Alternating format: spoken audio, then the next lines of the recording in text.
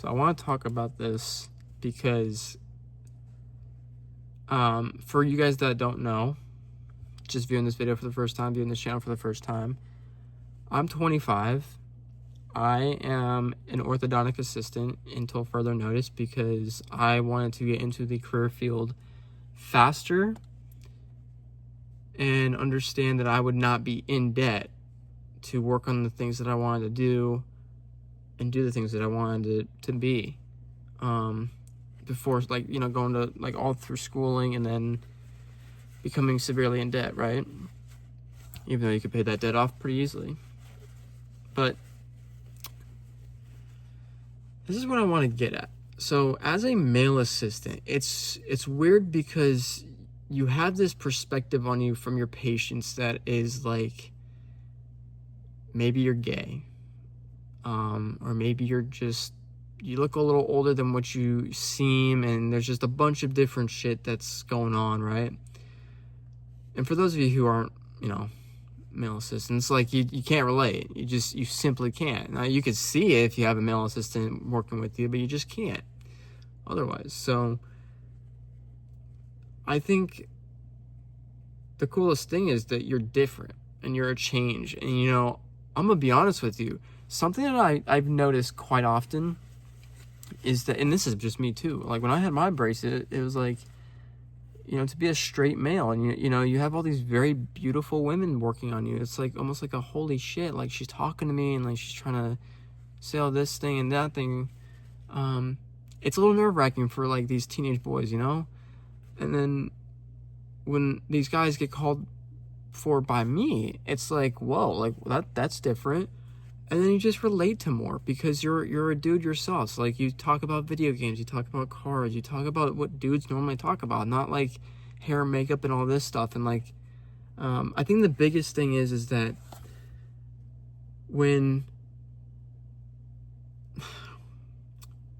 a male assistant works on a male patient, it's very easy for them to feel comfortable. When a male assistant works on a female patient, sometimes it can be a little hard, but, you start to understand it a little bit. And I think vice versa for the women, but I also think that the women don't understand it completely when they're working on a male assistant or working on a male patient. But anyways, what I want to get at for this is that as a male assistant, I've worked with hygienists. I've worked with the hygienist route, and I literally worked on patients in that sense. I've done ortho, and I've just done actual general dentistry with being an assistant, like that category. So I've done 3, and it's weird, but it's just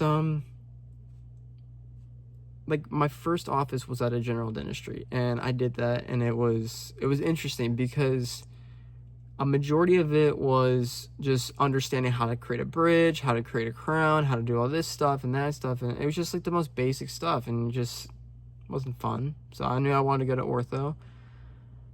And I went to my first ortho office. And here's the funny part. So this is just full transparency here. I worked there for a little over a year. And, I loved it. And I moved because I was trying to, go to school and do this stuff. I did some online stuff, and I'm, like, really trying to pursue it. And I actually went golfing with my doctor at that point so often. Like, me and him, I have nothing but respect for that man. And he's incredible. He's a great human. He's even more of a great role model for life in general, and dentistry, ortho, everything. And it was weird though, because when I left that place, I didn't cry, I didn't do anything. I just was like, all right, it is what it is. Like, they're saying these nice things about me. I got a lot of beer from them, like nice IPAs, because I'm just an IPA kind of guy. And I was happy. I was like, whoa, this is really cool. Then I went, after hours on the next day, and I golfed with my doctor, and that was fun. But this time it was different. I go to this office. So this was my second ortho office, and this was in New York. So one was in Colorado, this one was in New York. And it was weird because, like, I met 6 doctors, 4 of which were permanent for my location, Two of which had finished residency like probably no more than a year ago. So they were fresh, like 30 years old, kind of fresh. Like they were very young. And then I had two that were a little older, like been in the industry for 2 decades or more. And, they were all super, super sweet. But one thing that catches my eye more than anything is that I cried when I left this office. Now, the biggest difference that I saw was that, one, I got paid almost nothing at the other one, and there was no room to be bumped up at. It was also a huge corporation. But another weird thing was that I always complained when I got home. I was always complaining about how the day went. And then this office that I just worked for in New York, it was like I never came home and complained about the people, but I complained about the schedule, because the schedule, they would double, triple, if not quadruple book us sometimes. And that was a lot, It's like that's a lot of people waiting up front, a lot of patients to work on. Like, it's tiring, man. You don't do anything as an assistant in New York, but it's still tiring, right? It's a social battery. But I found it weird because the people that I worked with, I was like, I could just be myself around. I was super comfortable coming to work and all this stuff, and it was just fantastic. Everyone had their mental issues. Like, it was clear and known, and it was just so awesome. And I think like their second or third male assistant. It was funny because a lot of them I treated like as sisters and stuff, and it was just so interesting because when we had nice, like really attractive female patients come in, I'd say, oh my God, she's like really cute, like all this stuff. And that's nothing against HIPAA or anything, by the way. Like, I understand, like, you shouldn't really do that. I never went, like, after, like, forward and said anything else. But, it was just, we talked about, their boyfriends. I talked about the girls that I was really interested in, and we just all got along together. But what was really sad about this one was that I cried. I took a half day, so I work 4 days a week. It was Monday through Thursday. But the Thursday today, I took a half day to pack, and that's why this car's full now. And the weirdest part was that when it was time to go, I was like, all right, everybody, like, that's it. It's time. And I hugged one. I was like, wow, this is real. I hugged the other, and I can only describe the situation as so emotional. She turned away because I could tell she started crying. She stood up, we hugged each other, and I felt her, like, cough and stuff, like when you're starting to cry, and then I started to tear up a little bit, and that's when I just couldn't control it. I just cried. I will say, when you're in dentistry, the office environment really matters. It's something unique, and it's something that is very blissful, if that's even a word to say, or even is a word. But having an office that cares about you, and having an office that really you work with the people well, is just something that is so unique. It's so harmonizing. It's very pleasurable to go to work, even if, like, most people don't want to work. You see each other, you want to hang out and all this stuff, and we never did. But it's because I was only here for such a short time, and I just was so busy and stuff. But it was just special because, like, we were all different age groups, but we all got along, and it was just something that was, like, unexplainable in a way.